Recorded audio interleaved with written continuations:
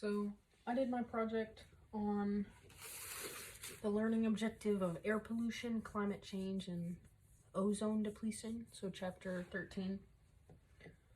Originally, when I was planning to do this project, I really wanted to make just the whole thing kind of polluted and nasty. My original inspiration was these traditional Asian paintings where they had the kind of like whimsical pretty tree in the front and water behind it and land, and there were these like foggy mountains in the distance. So that's how I really figured out the layout of my painting. And I really felt like this helped me with like the balance and everything. But over the course of the lecture, I kind of realized, like, you know, half the stuff we talk about is really kind of negative and depressing. But the other half is really hopeful and nature focused, and there's a lot of hope for change that we can make.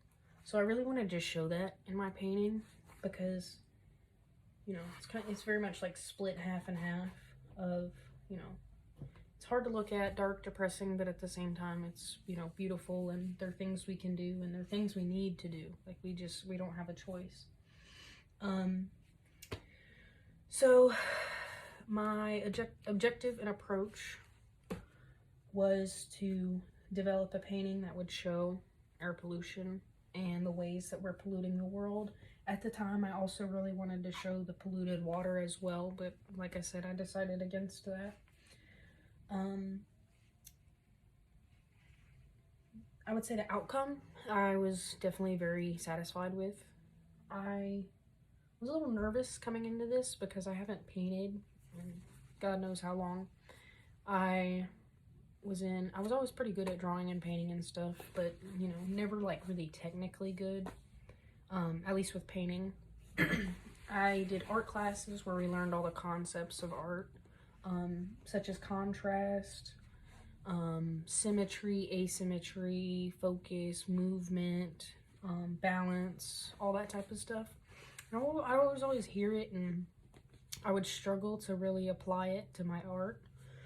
and you know, I just kind of got busy, lost time for painting, so I stopped. But this project, I think I kind of fell in love with painting again, because I mean, I didn't know I could do something like this. I've done good paintings before, but it'd be like a really detailed face or person or animal, and then the background, it just didn't flow right. Like, it didn't have that, something was missing, and I feel like I really was able to get it with this.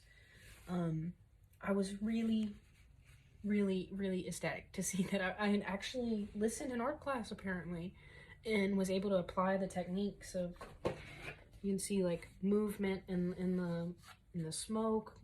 You know, it's not just, you know, something square in the middle and the same thing on both sides. It's not boring like that. Like, different numbers of buildings, so there's asymmetry, but it doesn't feel off balance. Like, it's a little heavier on this side with the dark colors and the heavier water, so the trees on this side. And I would say the only thing I would do different would necessarily be the buildings in the back aren't my favorite, but I also want to give myself the credit for as good as they look, because I'm bad at those kinds of things, and I've never really painted buildings before.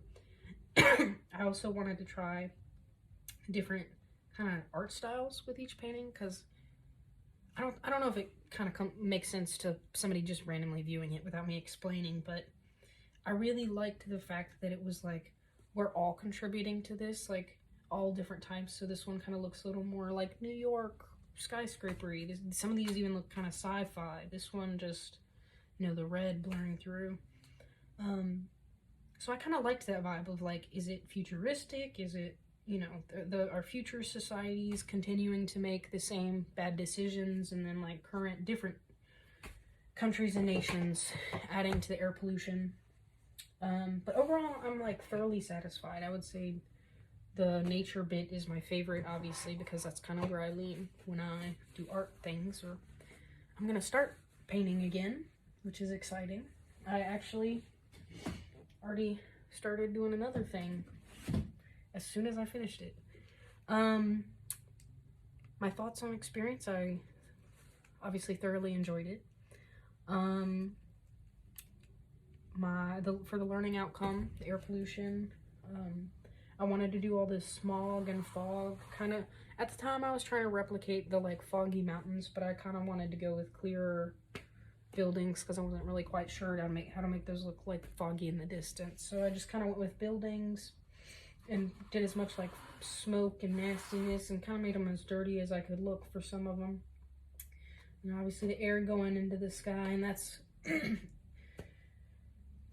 I think that really helped solidify that concept for me of giving a visual to how we are affecting the earth. Like, I think to me it really pulls attention to that we gotta keep nature beautiful, because I appreciate it so much. I rely on it. I'm happier when I'm in nature more. But yeah, this is my project. I spent a good number of hours on it, and I really put some full effort, and this is my little painting station, my apartment. So I had a blast. Thanks, Dr. Keller.